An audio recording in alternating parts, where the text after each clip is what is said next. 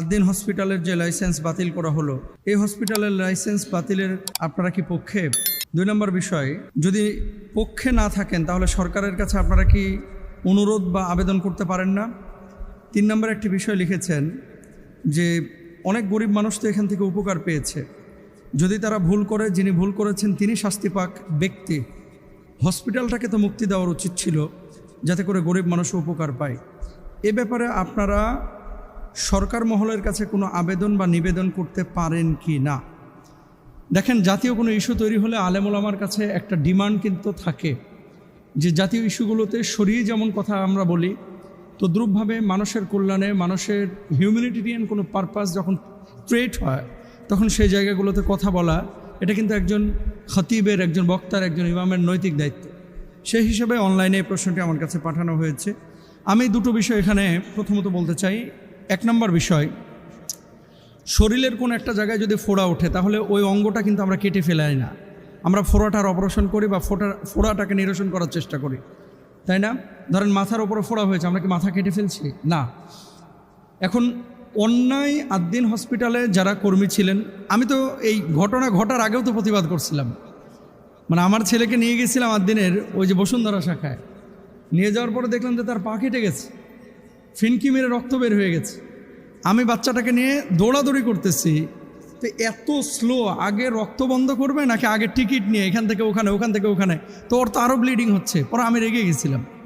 আমি যে কথাটা বলতে চাচ্ছি যে কর্মীর দোষের কারণে, ডাক্তারের খামখেয়ালির কারণে, নার্সের খামখেয়ালির কারণে, অথবা নিচের কোনো এই কর্মকর্তাদের খামখেয়ালির কারণে কোনো একটা ঘটনা যদি ঘটে, এই জন্য পুরো প্রতিষ্ঠানকে দায়ী করা যদি হয়, তাহলে বাংলাদেশে অসংখ্য হসপিটাল, অসংখ্য প্রতিষ্ঠান, অসংখ্য অর্গানাইজেশন কিন্তু ধরা খাবে। আপনি ঢাকা মেডিকেলে এমন ঘটনা ঘটেছে না অতীতে? রাজশাহী মেডিকেলে ঘটেছে না? ওই রংপুর মেডিকেলে ঘটেছে না যে ডাক্তারের অবহেলার কারণে অথবা ভুল চিকিৎসার কারণে? এমনও তো ঘটেছে যে দাঁত ব্যথা একটা আর একটা দাঁত তুলে ফেলে দিচ্ছে। এগুলো তো অহরহ ঘটনা ঘটছে।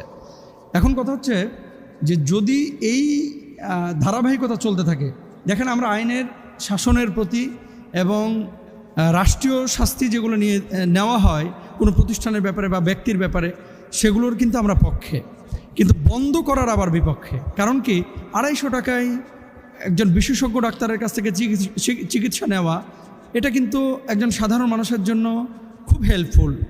ইভেন আমার 2 ছেলে কিন্তু আদ্দিনে হয়েছে। আমার 2 ছেলে, আমার নিজের 2 ছেলেও কিন্তু আদ্দিনে হয়েছে। সেটা আজ থেকে 9 বছর আগের কথা বলতেছি। একজন হয়েছে 8 বছর আগে, একজন হয়েছে 9 বছর আগে। এখন আপনি বলবেন যে আপনি আদ্দিনের পক্ষে বলতেছেন যে আপনার ছেলে হয়েছে এই জন্য? না, বিচার আমিও চাই। যিনি গাফলতি করেছেন, যিনি অন্যায় করেছেন, তার বিচার চাই। এখন প্রতিষ্ঠানের যদি বিচার করা হয় তাহলে অসংখ্য মানুষ কিন্তু ক্ষতিগ্রস্ত হবে। এই জন্য সরকারের কাছে আমাদের আকুল আবেদন যে বিষয়টা পুনর্বিবেচনা করার জন্য, এবং যারা দায়িত্বশীল তাদের কাছে আমরা অনুরোধ করব যে এরপরে যদি ঢাকা মেডিকেলে এরকম কোনো ঘটনা ঘটে, আপনি কি ঢাকা মেডিকেল বন্ধ করে দিবেন? ল্যাবেইডে এমন ঘটনা ঘটেছে অতীতে, এমন বলতে স্বজনরা বলেছে যে তাদের খামখেয়ালির কারণে আমার রোগী মারা গিয়েছে। এভার কেয়ার, স্কোয়ার, বড় বড় হসপিটালগুলো সবগুলো কি বন্ধ করে দিবেন? এটা কি সম্ভব? তাহলে বাংলাদেশে হসপিটাল খুঁজে পাওয়া যাবে? বরঞ্চ যেই জায়গাটায় ঝামেলা হয়েছে ওই জায়গাটা কারেকশন করা, ওখানে ডেডিকেশন তৈরি করা, ওই জায়গাটায় হসপিটালকে প্রেশার ক্রিয়েট করা, তাদেরকে একটা সীমারেখা বেঁধে দেওয়া যে এই কয়দিনের মধ্যে তোমাদেরকে এগুলো কারেকশন করতে হবে। এরপরে নিয়মতান্ত্রিকভাবে ওখানে চেয়ারম্যান আপনাদের পক্ষ থেকে একজনকে দেন না, সরকারের পক্ষ থেকে একজন পরিচালক বসান, তো 24 ঘন্টা সিসি ক্যামেরায় তদারকি করেন, তা আপনারা রুলস রেগুলেশন তৈরি করে দেন। তৈরি করার পরেও যদি এরকম কিছু ঘটনা ঘটে, 1বার 2বার আপনার সুযোগ দেওয়ার পরে যে শুধরাচ্ছে না, আপনি তখন ক্যান্সেল করে দেন, লাইসেন্স বাতিল করে দেন। আমরা শাসনের পক্ষে, শাস্তির পক্ষে, তবে বন্ধের পক্ষে না। যারা অপরাধী তাদেরকে শাস্তি দেন। কারণ এখানে 1জন 2জন না, আমি দেখেছি 65,000 ডায়ালিসিসের রোগী এখান থেকে উপকার পেয়েছে। শত না, হাজার হার্টের রোগী। ইভেন আমার বাড়িতে কোনো রোগী যদি আক্রান্ত হয় রোগে, আমি প্রথমেই টান দিয়ে আদ্দিনে নিয়ে চলে যাই। দেখেছেন না, শাইখ আহমদুল্লাহ সাহেবের নানিও কিন্তু ওখানে চিকিৎসা নিচ্ছেন। বড় বড় আলেম আমার আত্মীয় স্বজন, সাধারণ মানুষ, ডাক্তার, ইঞ্জিনিয়ার, তাদের আত্মীয় স্বজনও কিন্তু এখানে চিকিৎসা নিচ্ছেন। তো এই জায়গাটা আমার কাছে মনে হয় যে আরেকটু বিবেচনা করা উচিত। কারণ ভুল কেউ যদি করে থাকে, ভুলটা শুধরানোর যদি মানে অপশন থাকে শুধরাতে সুযোগ দেওয়া উচিত, যেহেতু তারা 80 লক্ষ টাকা করে ক্ষতিপূরণ দেওয়ার ঘোষণা দিয়েছে। 2 নম্বর, যে বাংলাদেশে এরকম হাজার হাজার হসপিটাল আনাচে কানাচে পড়ে আছে, যেগুলোতে এরকম মানুষের মানে অবহেলার কারণে রোগীদের ক্ষতি হচ্ছে। তো এখন একটা রোগীর ক্ষতি হয়েছে কারো গাফিলতির কারণে, এই জন্য মালিক পক্ষ বা হসপিটালকে যদি দায়ী করা হয়, তাহলে বাংলাদেশে হয়তো সামনে 5-10 বছর পর আর কোনো হসপিটাল খুঁজে পাওয়া যাবে না, যদি সবার লাইসেন্স এরকম বাতিল করে দেওয়া হয়। এই জন্য এগুলো আমাদের অনুরোধ, রিকোয়েস্ট, যে আসলে বিবেচনা করা উচিত, আরও বিবেচনা করা উচিত, ভাবা উচিত। আল্লাহ বুঝদান করুন। আচ্ছা, এরপরে যে প্রশ্নটা, যে মোহতারাম, পরিকল্পিতভাবে হিল্লা বিয়ে করা যায় কিনা। 2 নম্বর বিষয়, হালালা সেন্টার সম্পর্কে আপনাদের কোনো কথা শুনতেছি না। 3 নম্বর আরেকটা বিষয় লিখেছেন যে এই হালালা সেন্টারে যারা কি মোহাল্লিল অথবা মোহাল্লাল হইতে চাচ্ছে, এদের ব্যাপারে আসলে ইসলাম কি বলে। নাউযুবিল্লাহ, আসলে ইসলামটাকে শেষ করার জন্য কতভাবে যে চক্রান্ত, ষড়যন্ত্র এবং বদমাইশি হয়, এটা আসলে বাংলাদেশ আর আফ্রিকার কিছু দেশেই সম্ভব। মধ্যপ্রাচ্যে বা ইউরোপে আসলে ইসলামের বিরোধী যারা, তারা কিন্তু ইসলামের এত ক্ষতি করে না। তারা জানে যে আমি কাফের, বেঈমান, আমি ইসলামের বিপক্ষে কথা বলবই। কিন্তু মুসলমান হয়ে শরিয়ায় যে বিষয়টাকে নিষিদ্ধ, সেই বিষয়টাকে, ভাই আপনি একটা হারাম কাজ করতেছেন, নিজে ব্যক্তিগতভাবে করেন, সেটা নিয়ে আমার কোনো সে নাই, এটা আপনার একান্ত নিজস্ব ব্যাপার। আমরা সতর্ক করব, আপনি মানলে মানেন, না হলে না মানেন, এটা একটা একান্ত ব্যক্তিগত ব্যাপার। কিন্তু হারাম কোনো বিষয়কে আপনি হালালভাবে, হালাল ফ্রেমে নিয়ে আপনি আরও 10 জন মানুষকে এখানে অ্যাট্রাক্ট করে, আরও 10 জন মানুষকে সম্পৃক্ত করে আপনি তাদেরকেও জাহান্নামে নেবেন, এটা কিন্তু আমরা মানব না, এটা আমরা মানতে পারি না। এখন হালালা সেন্টার বা এই যে হিল্লা বিয়া, এটা কি ইসলামী শরিয়ায় এভাবে কি যায়, যেভাবে কৌশল অবলম্বন করে মানুষ যে 3 তালাকের পরে, প্রথমত আপনাকে বুঝতে হবে যে এটা কি, মানে তালাক 1 তালাকের পরে যদি আপনার এই তুহুরের মধ্যে যদি ফিরিয়ে নিয়ে আসেন, তাহলে তো মেলামেশা করলে ওই তালাক ভেঙে যায়। 2য় তালাকের পরে আপনি নিয়ে আসতে পারেন। 3 তালাক বা স্থায়ী তালাকের পরে যদি আপনি ফিরিয়ে না নিয়ে আসেন, ধরেন একেবারে পরিপূর্ণভাবে স্থায়ী বিচ্ছেদ হয়ে গেছে, বিচ্ছেদ হয়ে যাওয়ার পরে এখন কোনো কারণে আবার ওই স্ত্রীকে আপনি নিতে যাচ্ছেন, তো ডাইরেক্ট তো নিতে পারবেন না। কি করতে হবে, যে আরেকজন মানুষের সাথে তার যদি বৈবাহিক সম্পর্ক স্থাপিত হয়, সেখানে যদি মেলামেশা হয়, এরপরে স্বাভাবিক প্রক্রিয়া যদি সে তাকে তালাক দেয়, তাহলে প্রথম স্বামী আবার তাকে বিয়ে করতে পারবে। কথা বুঝছেন?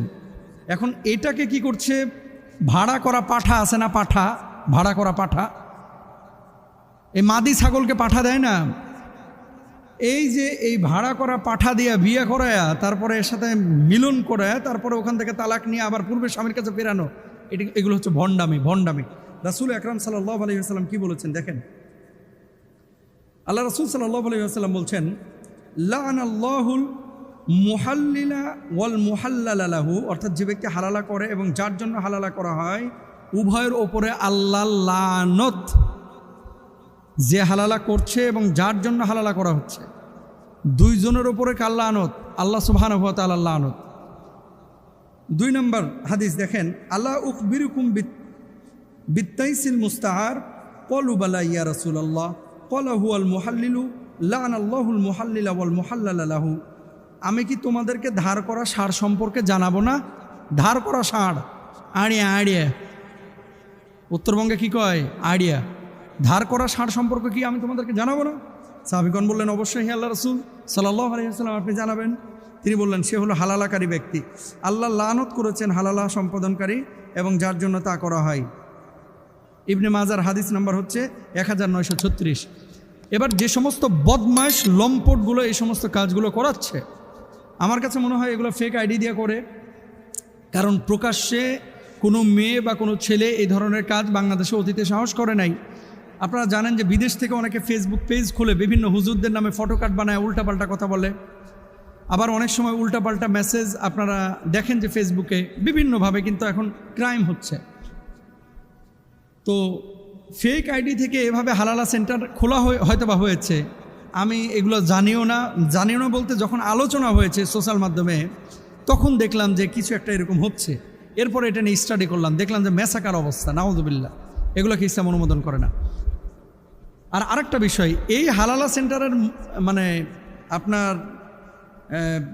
মুহাল্লিল হওয়ার জন্য, হালালা সেন্টারের মোহাল্লিল হওয়ার জন্য, মানে ওই পাঁঠা হওয়ার জন্য, ষাঁড় হওয়ার জন্য যারা ফর্ম পাঠিয়েছে বা বায়োডাটা পাঠিয়েছে, এদের জন্য এক বুক আফসোস যে এরা আসলে কেমন মানুষ।